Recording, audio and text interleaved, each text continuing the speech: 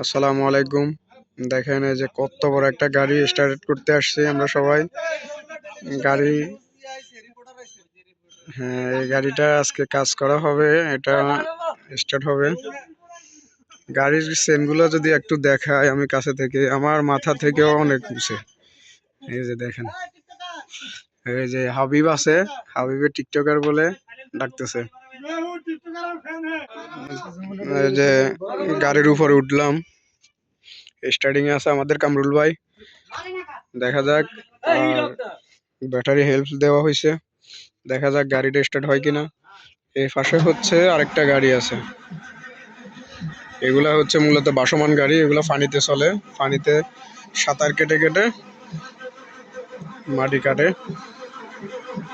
গাড়ির চেনগুলো দেখেন কত বিশাল, নাহলে 7 ফিট উঁচা। গাড়ির ইঞ্জিন ঘুরতেছে, সবাই একসাথে এসে আমাদের মিস্ত্রিদেরকে হেল্প করতেছে। এই যে এটা হচ্ছে গাড়ির পিছনের সাইড, দেখেন গাড়ির মডেলটা কত বলো? রংপুরের আকাশ শুধু হাসতেছে। মঞ্জু ভাই কোথায়? হ্যাঁ, সিফাম করে, সিফাম করলে হবে হবে।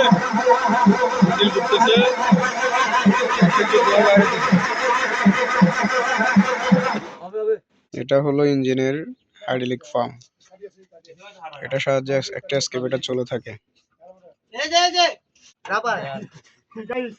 এখন হচ্ছে গাড়িটার কেবিনের সামনে আসছি, কেবিনের ভিতরটা একটু দেখাই যদি আপনাদেরকে।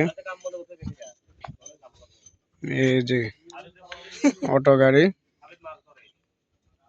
সবকিছু অটো, হাই কোয়ালিটির একটা গাড়ি।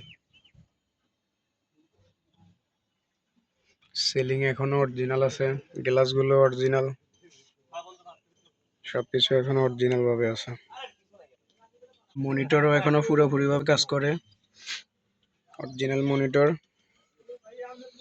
এই হচ্ছে গিয়ার লিভার না এক্সকাভেটরের বাকেট ডাইন বাম করার, এই হচ্ছে যে বাকেট। এটা হচ্ছে 7 গাড়ি লম্বম, সাউন্ড বক্স সিস্টেম এবং কি এলইডি কেবিন লাইট এবং কি এসি।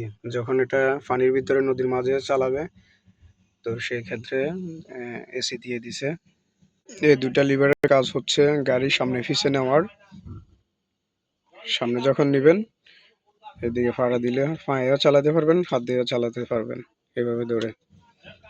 আর এই লিভারগুলো হচ্ছে, একটা হচ্ছে বামে সুইং, এদিকে হচ্ছে সুইং, এদিকে হচ্ছে বাকেট ডাউন, আর এই পিছনে হচ্ছে যে আপ। আর এটা দিয়ে হচ্ছে আনলোড করে বাকেট, আর এটা এদিকে হচ্ছে লোড করে, আর এদিকে হচ্ছে কাছে টানে বাকেট। পিছনে যখন লিভারটা টানবেন তখন কাছে আসবে, আর সামনে যখন ধাক্কা দিবেন তখন হচ্ছে পিছনে যাবে। ঠিক আছে, মানে লম্বা হবে বাকেট। বুম যত আপনি লম্বা করবেন, এই বাকেটটি যখন লম্বা করবেন এই লিভারটা সামনে ধাক্কা দিলে লম্বা হবে, আর এদিক টানলে কাছে হবে, এদিক দিলে লোড, এদিকে হচ্ছে আনলোড। এই 4টা লিভারের 4টা কাজ। এই হচ্ছে এক্সকাভেটরের অটো গাড়ির সিস্টেম। তো গাড়িটা এখন স্টার্ট করতে পারিনি আমরা এখনো, কাজ চলতেছে, দেখা যাক কতক্ষণে হয়। ব্যাটারিতে একটা মারছেন, আবার কি ব্যাটারিটা একটু ডাউন হলো না?